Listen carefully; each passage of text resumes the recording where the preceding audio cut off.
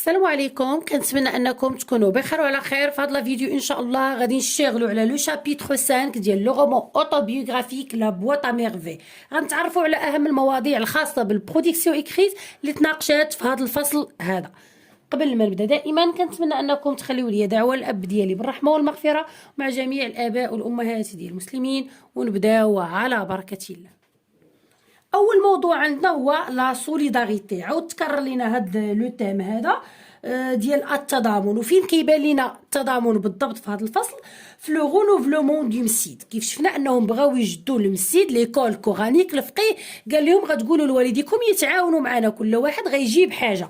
هنا عندنا التعاون لا سوليداريتي، كل واحد غادي يجيب زيت العود، غادي يجيب كاين اللي غيجيب الجير، كل واحد غيتبرع على المسيد بواحد الحاجه باش يعاودوا يقادوه. عندنا لامور دو سيدي محمد بن طاهر. ايضا هاد التضامن هذا كيبان لينا مني مات هاد سيدي محمد بن طاهر لو كوافور.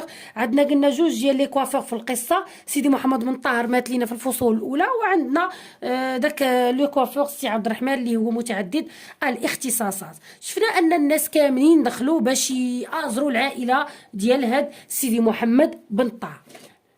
لو تيم الثاني سو كونفيي دي سوكري افيك دوطخ بيرسون. تقاسم انايا الاسرار ديالي مع الناس الاخرين. فين كيتمثل لينا هذا الموضوع هذا؟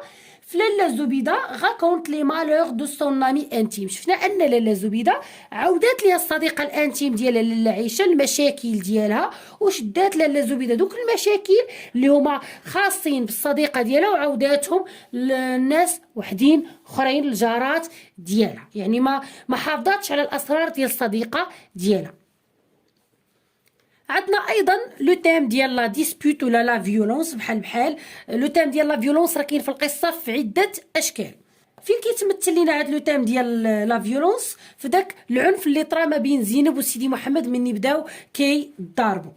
المهم هادو هما المواضيع اللي كاينين في هذا الفصل. وكيف كنقول لكم دائما يقدر موضوع اساسي يخرجوا منه موضوع ثانوي وتعطى نهار الامتحان الجهوي. مي دائما حنا كنخدموا على العناوين الكبرى حيت تساعدنا في كاع داك الشيء اللي يقدر يخرج من الموضوع الثانوي. نتمنى لكم التوفيق والى اللقاء الى فيديو مقبل ان شاء الله. لا تنسوا الاعجاب بالفيديو والاشتراك في القناة.